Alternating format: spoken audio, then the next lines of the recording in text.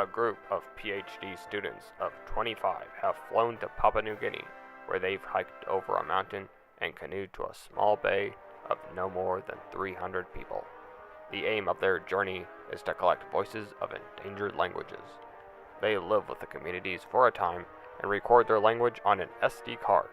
This wonderful invention holds memory and can fit in the palm of your hand.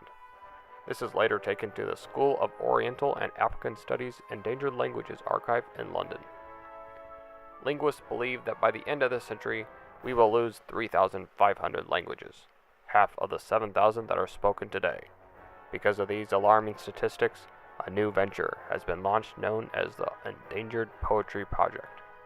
I'll give you over to Sam, who's one of the students working on this project and is out in the field right now.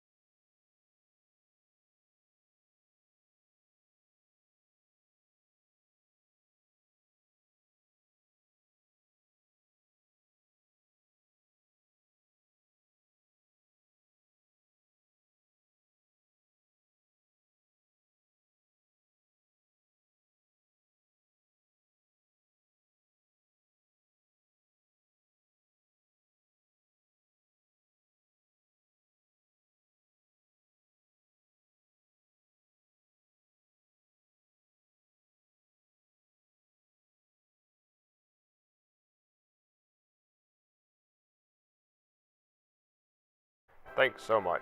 I'll put on Mandana Seyfeddinipur, the Director of Endangered Languages Program at the SOAS, who will show some recordings of people's languages. I want to introduce you to Petro Milov, who speaks Khanty. He lives in Siberia, and what you see on the right is the road to his village. What you see on the left is the tiny little house that he still lives in. Petro Milimov was 83 at the time of this recording, and he endured what happened to his tiny little village during World War II when the men were drafted and didn't come back, oil industry, timber industry, Russian education, and what happened in his community was that his children, his grandchildren, his nieces and nephews didn't learn Khanty. He speaks Russian. All these people are multilinguals. But he has basically now no one left in this village to talk to in his native language.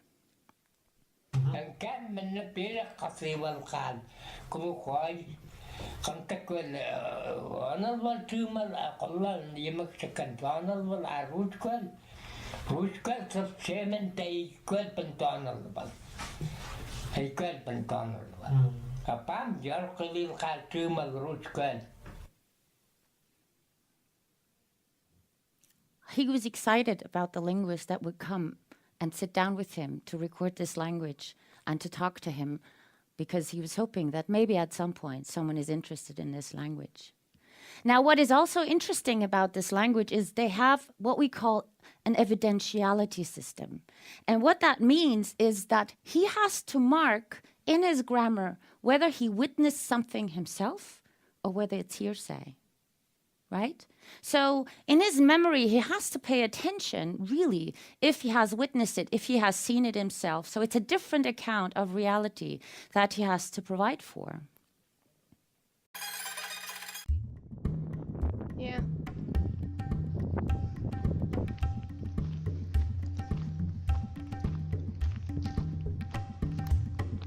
Ew, there's poo.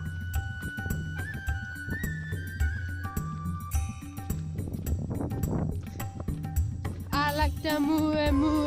He likes the moo moo. He likes the moo moo. Hello everybody, here is Samuel South.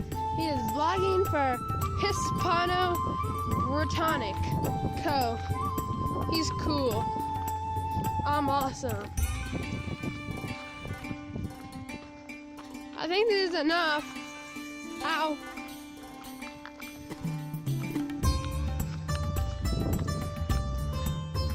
Give us lots of Amazon gift cards for Christmas, okay, Santy? No, I'm giving them. If we get over 1 million likes. Hey, what?